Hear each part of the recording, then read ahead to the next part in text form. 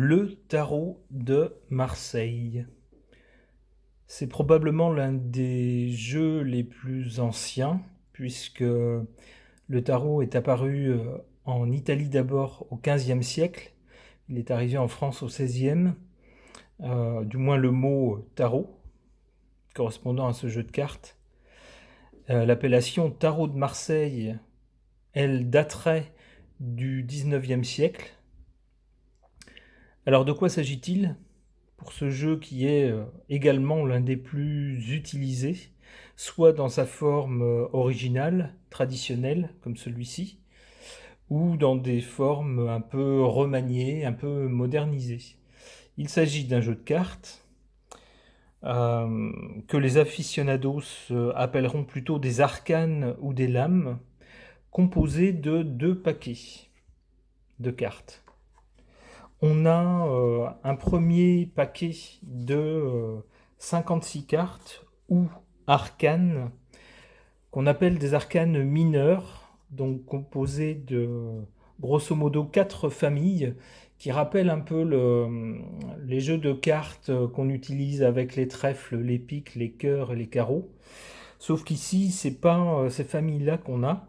On a les épées, qui rappellent l'élément feu, donc l'action, l'énergie, etc. On a les deniers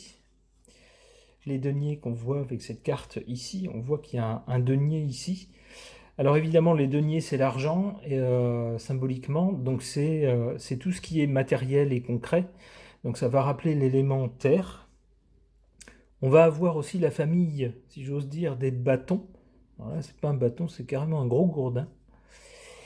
Les bâtons concernent tout ce qui est la société, le social, l'échange, les idées, etc. Donc ça rappelle l'élément air en astrologie.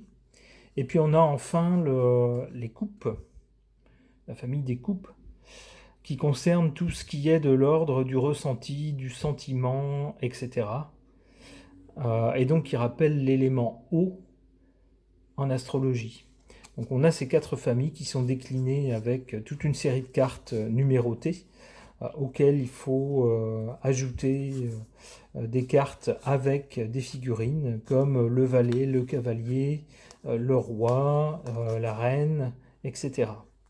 Donc on trouve ça pour chacune des 4 familles.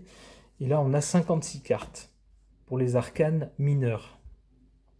Le second paquet du tarot de Marseille, le second paquet de cartes se compose de 22 cartes qui sont des figures qui représentent, alors qui ont un nom.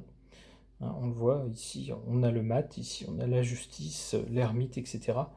Et qui sont toutes sauf une, qui sont toutes numérotées sauf une, sauf le mat. Donc le mat, qui dans certains jeux, dans certaines versions est appelé le fou, mais c'est la même chose. On ne sait pas s'il vient d'abord ou s'il vient à la fin. On ne sait pas, parce qu'il n'a pas de numéro. Donc voilà. En ce qui me concerne, j'utilise pas les arcanes mineurs. Pourquoi? Parce que, et c'est l'un des désavantages du tarot de Marseille, enfin du moins dans sa forme traditionnelle, c'est que, hormis le sens donné à chaque famille, que ce soit les épées, les deniers, les bâtons, les coupes, il faut apprendre la signification de chaque carte. Parce que, comme vous le voyez ici, par exemple, c'est pas très expressif. On ne sait pas trop ce que ça veut dire. Donc il faut l'apprendre.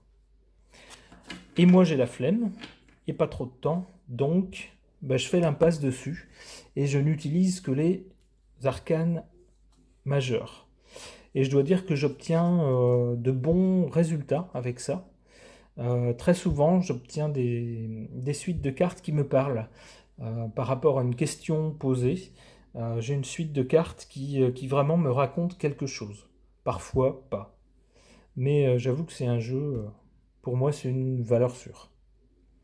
Voilà, j'espère que pour ceux qui ne connaissaient pas ce jeu ou qui se demandaient ce que c'était, ça vous aura éclairé. Donc là, c'est une forme traditionnelle, vraiment classique, qui vient, vous voyez, dans une boîte toute bête, avec un petit livret explicatif qui va vous donner justement la signification de chaque carte.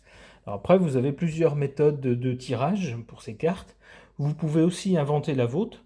Il n'y a aucun souci du moment que vous obtenez un résultat qui vous parle, qui répond à vos questions. En ce qui me concerne, j'utilise soit une carte. Parfois, quand on pose une question et que la première carte qu'on tire répond clairement à la question, c'est pas la peine d'aller plus loin.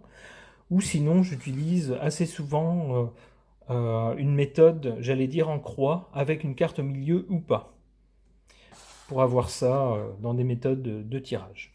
Voilà, c'est tout pour aujourd'hui.